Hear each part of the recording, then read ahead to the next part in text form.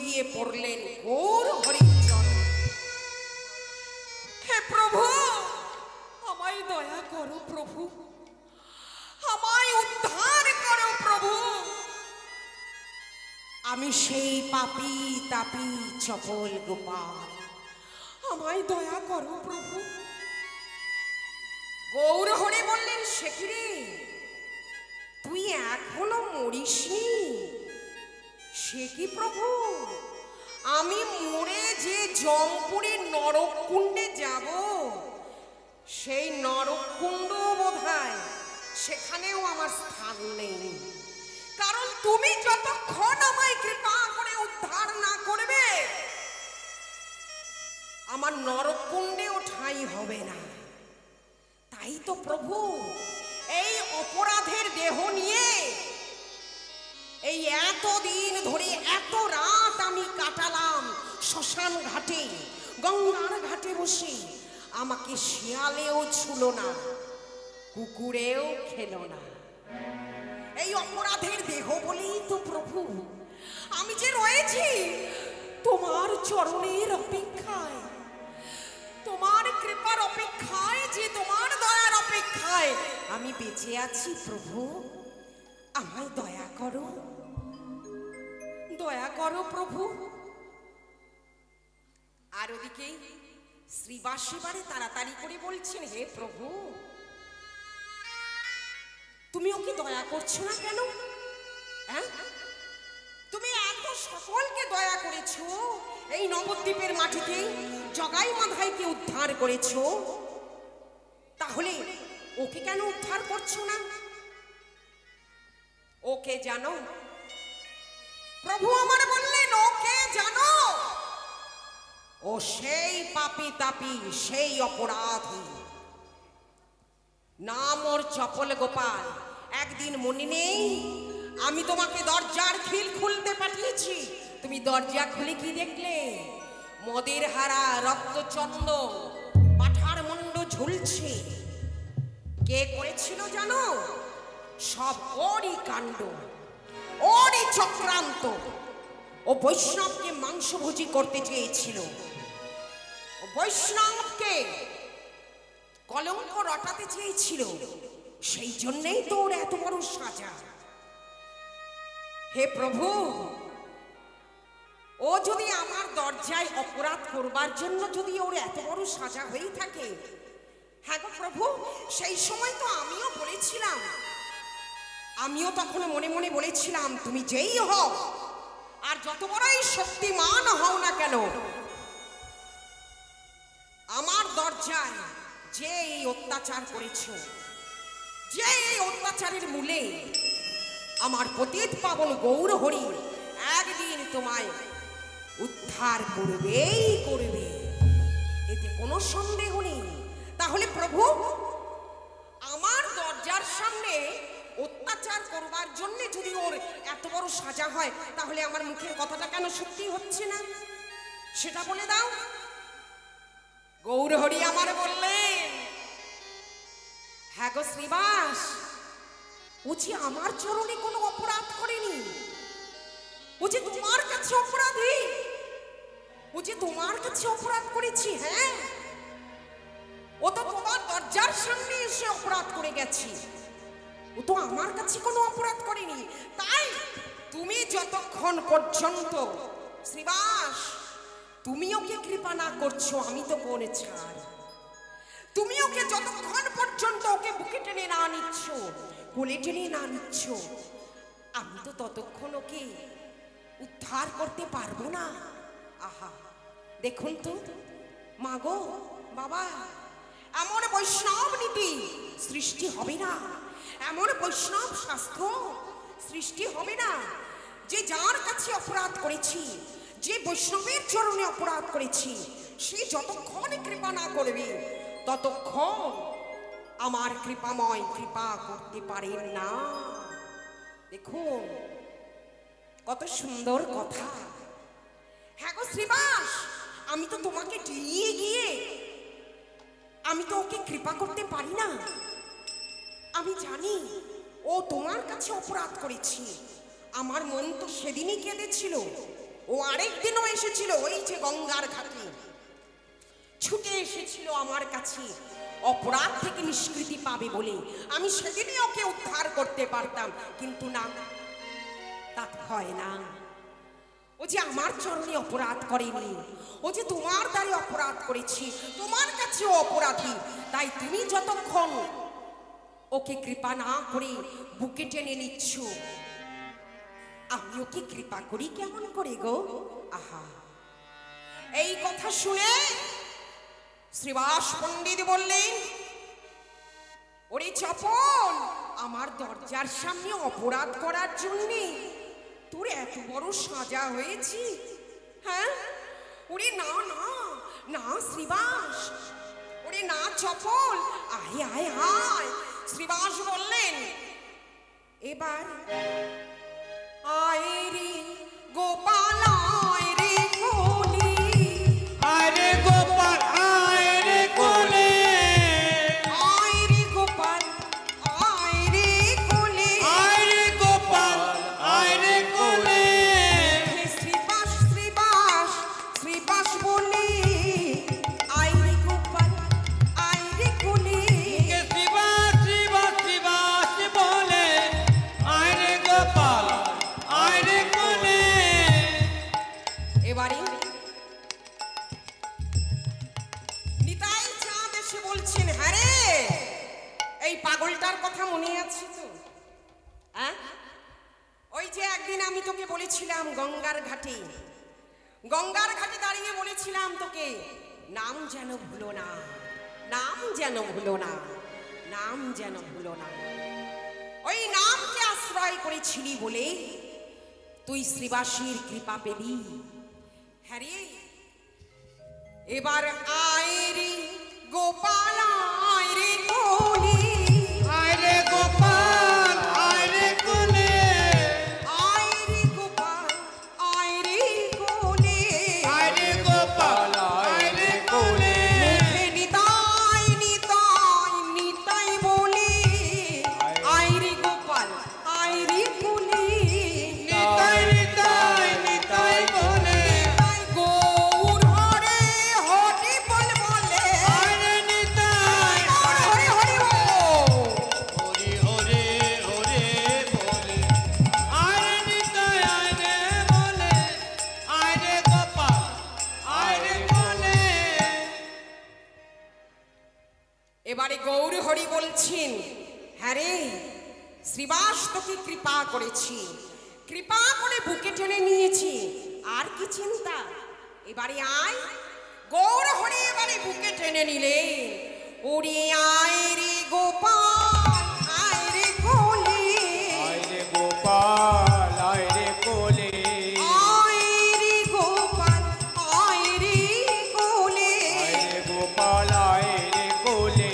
মুখে গৌর হরি হরি বলে বলে, আয় রে গোপাল, আয় রে কোলে। হরি বল বলে, হরি বল বলে, আয় রে গোপাল, আয় রে কোলে।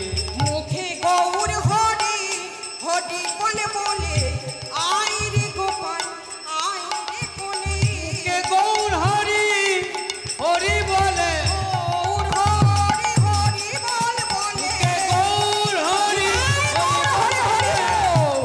হরি হরি হরি বলে, মুখে গৌর হরি হরি বল বলে, আয় রে গোপাল, আয় রে কোলে।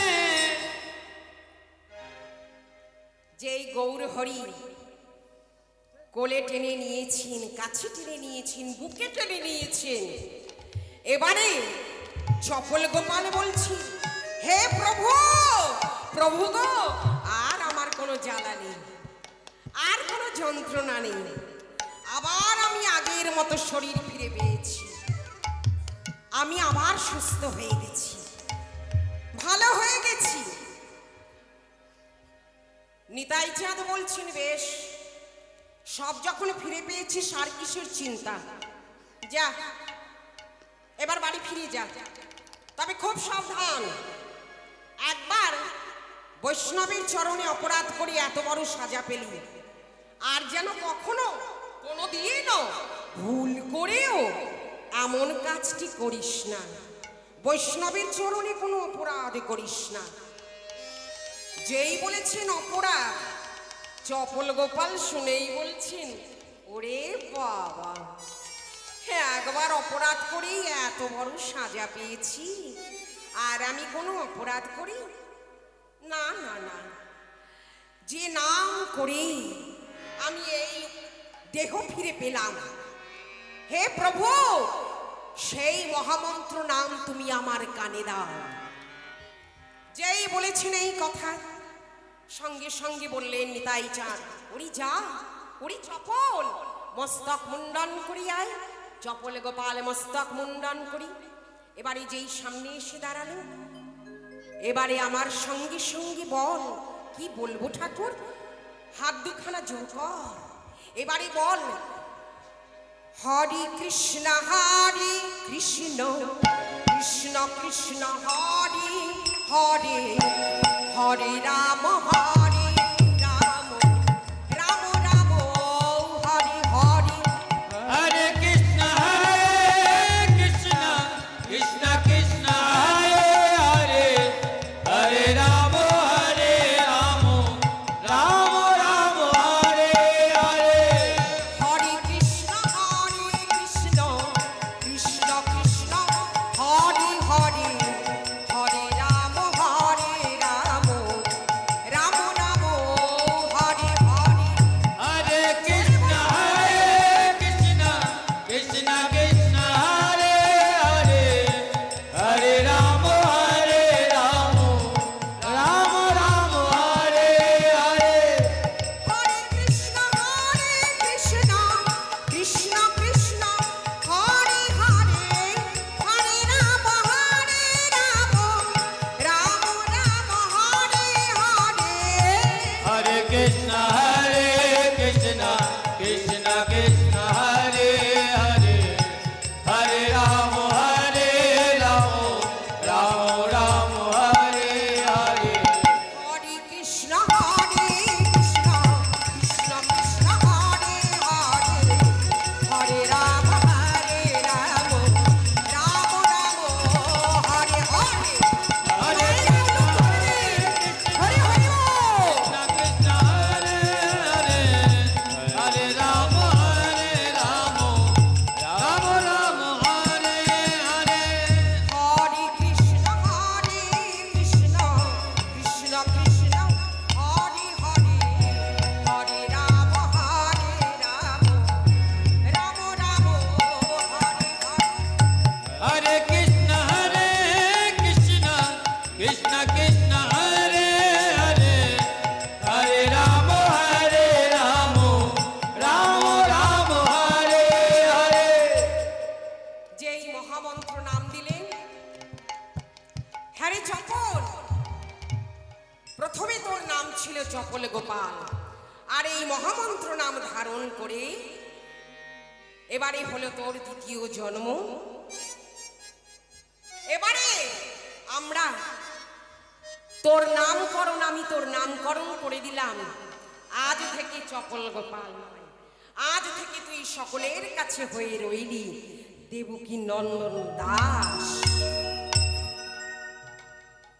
এবারে চপল গোপাল সুস্থ হয়েছে, কথাটা চারিধারে রটে গেল। কেমন কথাটা চারিদিকে রটনা হয়ে গেল। শুনতে শুনতে শুনতে শুনতে যেই ওই নিস্তারিণীর কানে এসে পৌঁছলো, চপল গোপাল ভালো হয়ে গেছে।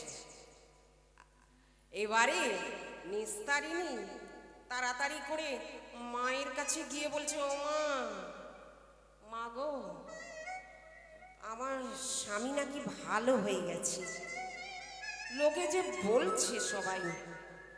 ওমা, আমার স্বামীরও তো সেই একই নাম, ব্রাহ্মণীর সন্তান, সবাই তো বলছে, লোকের মুখে মুখে রটে গেছে, আমার বর নাকি, আমার স্বামী নাকি আবার সুস্থ হয়ে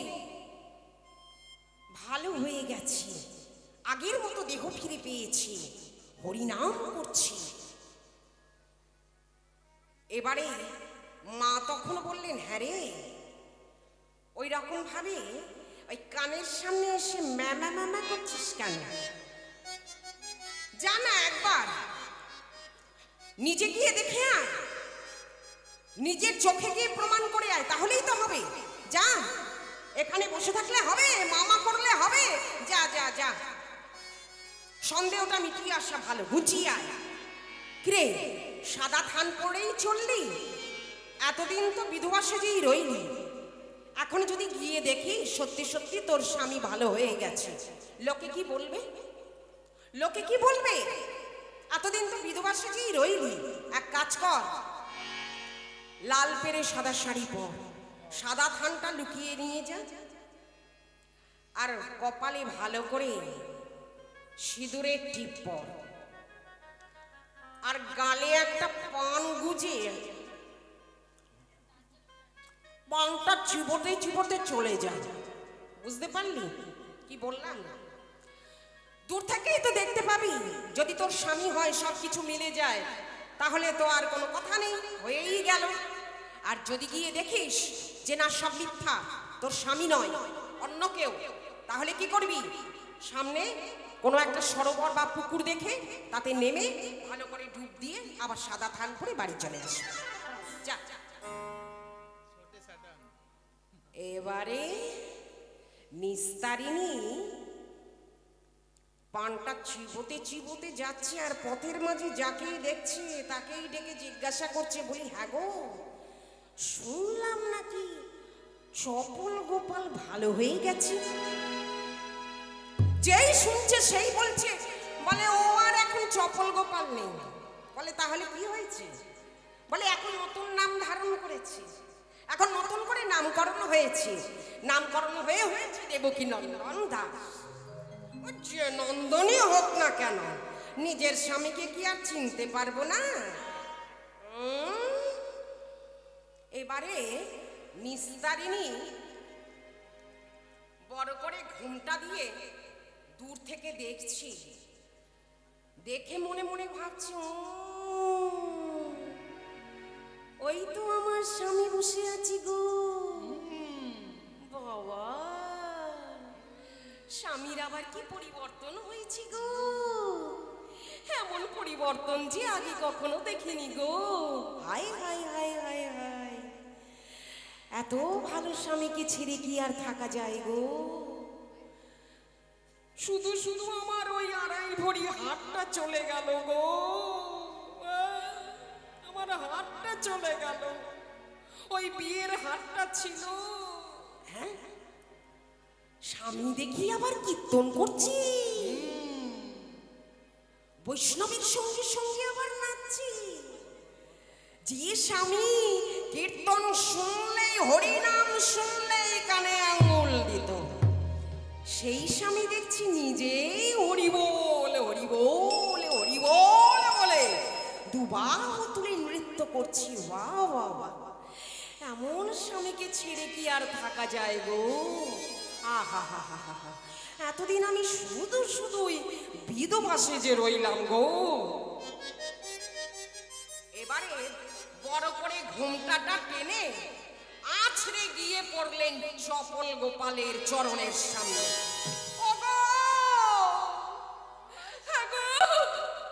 তুমি আমায় ছেড়ে এতদিন কোথায় ছিলে গো?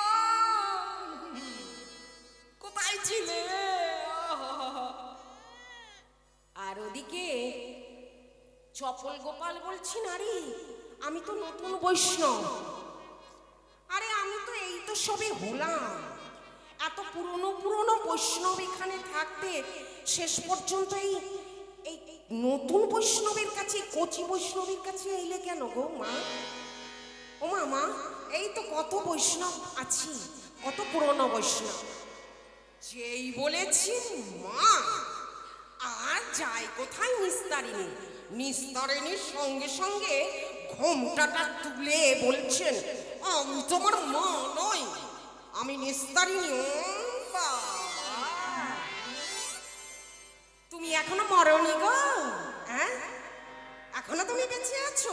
ও মা, বালাই ষাট হ্যাঁ গো, আমি মরলে তোমায় কে দেখবে গো? কি বলছো? যখন তুমি ওই যে গলার হারটা দিয়ে আমাকে শ্মশান ঘাটে পাঠিয়েছিলে, কালোয়া আর হারিয়াকে দিয়ে তুমি আমাকে শ্মশান ঘাটে পাঠিয়ে দিলে। প্রথমে গোয়াল ঘরে রাখলে, গোয়াল ঘর থেকে পাঠিয়ে দিলে আমায় শ্মশান ঘাটে। আর এখন এসে পায়ের ধারে এসে গো গো গো গো করছো। লজ্জা করে না? দূর হয়ে যাও, যাও যাও যাও, দূর হয়ে যাও। পাশেই দাঁড়িয়েছিলেন গৌরহরি। গৌরহরি বলছেন, এই গলায় মালা পরে কার সঙ্গে এরূপ আচরণ করছিস? কার সঙ্গে এরকম আচরণ করছিস? কে হয় ও তোর? চপল গোপাল বলছেন, বলতেও লজ্জা করে, ও আমার স্ত্রী। ও আমার স্ত্রী ছিল। স্ত্রী ছিল মানে? না, আমি জানি, আমি জানি আমি অপরাধ করেছি, আমি পাপী, আমি তাই অপরাধ করেছি। কিন্তু ও তো আমার স্ত্রী, ও তো আমার অর্ধাঙ্গিনী। ওর তো উচিত ছিল আমার সেবা যত্ন করে আমায় সুস্থ করে তোলা, আমায় ভালো করে তোলা। তা তো করেনি। উল্টে আরো কি করেছে? উল্টে আরো কি করেছে? আমাকে পাঠালো কিনা গোয়াল ঘরে, আর গোয়াল ঘর থেকে একেবারে সোজা পাঠিয়ে দিল একেবারে শ্মশান ঘাটে। আমাকে ভিটে মাটি ছাড়া করলো। আর এখন পায়ের ধারে এসে গো গো করছে। খুব সাবধান ওরে চপল, যে অপরাধ করে তুই এত কষ্ট পেলি, এত যন্ত্রণা পেলি, খুব সাবধান চপল। দেখিস তুই যা করছিস, গলায় মালা পরে এহেন আচরণ শোভা পায় না। এটা বৈষ্ণবের ধর্ম নয়। গলায় মালা পরে এহেন আচরণ করলে কিন্তু আবার সেই অপরাধ। সেই বলেছেন অপরাধ। সঙ্গে সঙ্গে হাত দুখানা জোর করে চপল গোপাল বলছেন, ওরে বাবা, একবার অপরাধ করেই যা সাজা পেয়েছি, আর চাই না। না না না। হ্যাঁ রে, তোর স্ত্রীর নাম যেন কি বললি? নিস্তারিণী। তোর স্ত্রীর নাম নিস্তারিণী। ওরে, তোর সতী সাধ্বী স্ত্রী রে। ও যদি তোকে যদি সেবা যত্ন করতো, তাহলে তোর উৎকণ্ঠা বেড়ে উঠতো না। তাহলে তুই বলতিস না, ওই গঙ্গার ঘাটে বসে বলতিস না আমার কেউ নেই। যার কেউ নেই এই কলিকালে গৌরহরি তার সহায়। তোকে ওই নিস্তারিণী ঘর ছাড়া করে শ্মশান ঘাটে পাঠিয়েছিল বলেই তুই গৌর নামকে আশ্রয় করলি। তারপর তুই নিতাই চাঁদের কৃপা পেলি, পতিত পাবনী মা গঙ্গার কৃপা পেলি, গৌরহরির কৃপাও লাভ করলি। যার কৃপা পেয়ে আবার এই সুস্থ সবল দেহ ধারণ করেছিস, খবরদার নয়, খুব সাবধান চপল, আর কোনো অপরাধ করিস না। তোর স্ত্রী সত্যিকারেরই সতী সাধ্বী স্ত্রী রে। কেন জানিস? তোর স্ত্রীর নাম নিস্তারিণী। নিস্তারিণী নাম সার্থক হয়েছে কেন বলতো? তোকে রোগ থেকে নিস্তার দিয়েছে, তোকে ওই কুষ্ঠ ব্যাধি থেকে নিস্তার দিয়েছে। তোর স্ত্রীর জন্যই পেলি আমাদের এই বৈষ্ণব সমাজ। তোর স্ত্রীর জন্যই পেলি ওই রোগ থেকে মুক্তি। হ্যাঁ রে, আর কোনো অপরাধ করিস না। যেই এই কথা বলা, সঙ্গে সঙ্গে চপল গোপাল নিস্তারিণীকে কাছে ডেকে বললেন, হ্যাঁ গো নিস্তারিণী, আমিও ভেবে দেখলাম ঠিকই বলেছি, গৌরহরি ঠিক বলেছি। আমাকে তোমার জন্যই আমি আবার সেই সুস্থ হয়ে উঠেছি। আমি তোমার জন্য এই বৈষ্ণব সমাজ পেয়েছি। হ্যাঁ,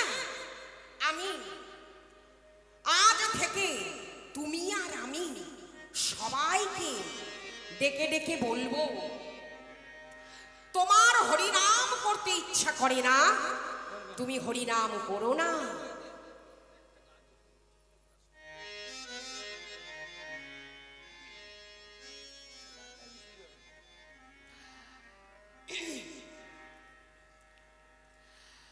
তাই এবারে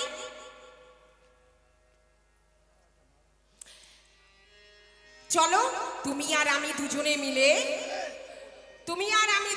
মিলে নগরে চত্বরে গ্রামে গঞ্জে সবাইকে বলে বলে বেড়াবো তোমার হরিনাম শুনতে ভালো লাগে না, তুমি হরিনাম শুনো না। তোমার যদি হরিনাম করতে ইচ্ছা না করে তুমি হরিনাম করো না। তাই যারা হরিনাম শুনতে ভালোবাসি তাদের তুমি বাধা দিও না। কলিতে হরিনাম জীবেরি পরিণাম,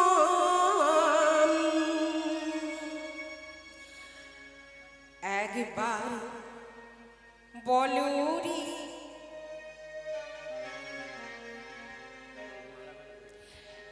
একবার বলো রে